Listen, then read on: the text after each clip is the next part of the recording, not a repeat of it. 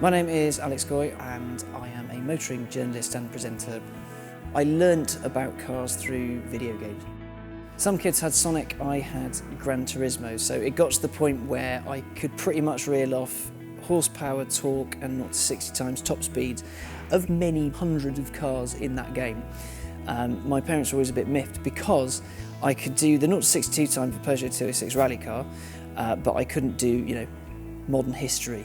Academia didn't really gel with me, but cars did. Describing Morgan is quite tricky because you have two prongs of it really. There's the classic cars, which is the one that everyone associates with classic British motoring. You can see a car like that and you think, oh, that is a Morgan. It's a very distinctive silhouette. But they've also got the aero cars, which are the modern ones, which are bonded aluminium, big dirty V8s, fantastic looking things.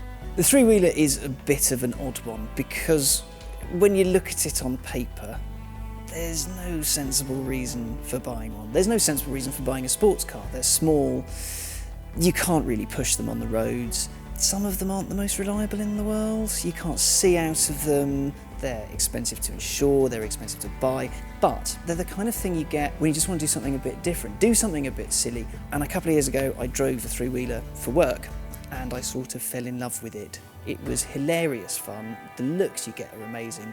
The look of it is just wicked. I love the fact that it exists now because it itself played an important part in getting Britain motoring at the turn of the 20th century. Because HFS Morgan, the founder of Morgan, needed to get around the Malvern Hills, so built himself a car thing based off a motorcycle. His mates saw it, liked it, so it went well, he sold a few, went to the Olympia Motor Show, and the world went nuts for it. Well, the country went nuts for it, and yeah, they were cheap and they were fun and they did everything. You could race with them, you could use them as commercial vehicles, you could use them as family cars if you were really committed. They did do a four-seater. And that kind of thing, it went the way of the horse, really. In the 50s, I think they stopped making them because they were expensive to produce, or more expensive to produce, and people simply weren't buying them. Morgan had moved on to four-wheeled cars. Then in 2011, the new one came out, and much like a horse, it wasn't an essential anymore. If you want a cheap runabout, you can buy a Volkswagen Up for 10 grand and you can have sat-nav and you can have a roof and a stereo and comfy seats and all that nonsense. But it was a hark back, something that you could have and enjoy for when you want to. It's not a tool, it's a thing for fun.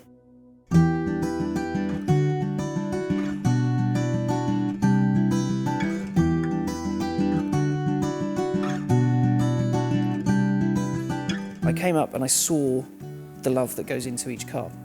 And it's a very, very hard thing to fake. Because you can go to the wood shop and you can see the dude bending the wood for the frame for a car. You can go to the body shop, see things coming together. You can go and see the people sewing the seats. If you go to Ferrari, you'll be put in a special room with an interactive television that you can see everything, what it would look like in your car.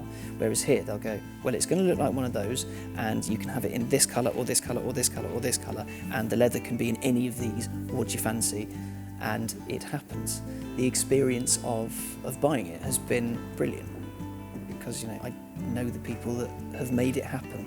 It's not a rebellion against modernity. It's not saying, well, I could have that, instead I'll have this. I think it's a bit of individuality. I've been called many, many things, and none of them have really been normal. Why can't I enjoy myself in something a little bit different, a little bit out there? Wow!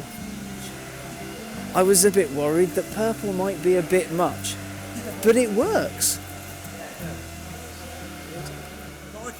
I love it, man. It's fantastic. Right, let's have a go. All right, I've got mucky shoes, so... All right, 1, 2, right, and... Hey. How wicked is this?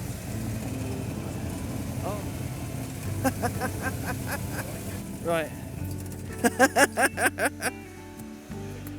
I like it a lot. That's so wicked. Thank you all so much. I am blown away. It looks amazing. You've made a very silly man very, very happy.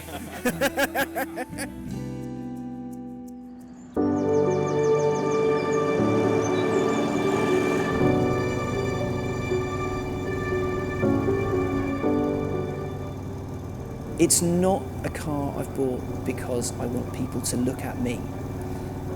I want me to look at the road and I want to have a different relationship with it. Even when I'm sat in traffic being bored, I'm in this little shouty thing that's vibrating and wobbling and making little part noises, and the starter switch from a Eurofighter. I mean, that's cool. You'll never find that anywhere else. I love it for its differentness. I love it because it is so out there. I love it because you so rarely see them. Yeah, I've got a shark's face on it because why not? It looks like a little bullety thing. It's wicked. The future is going to be a very interesting time for the automotive industry because yes, autonomous vehicles are coming, fully electrified vehicles are coming. Will Morgan move exclusively to stuff like that? I doubt it. It makes classic British sports cars. That's its job. That's what it does. And if there was a world in which a Morgan didn't make that, it would be a bit weird. The noise of the thing, the vibrations of the thing, the look, the feel, it's an experience car. There are moments there are things to be experienced, but also they're a bit silly, so hopefully I will have enjoyed the silliness because, you know, you should embrace silly sometimes. And if not, why not?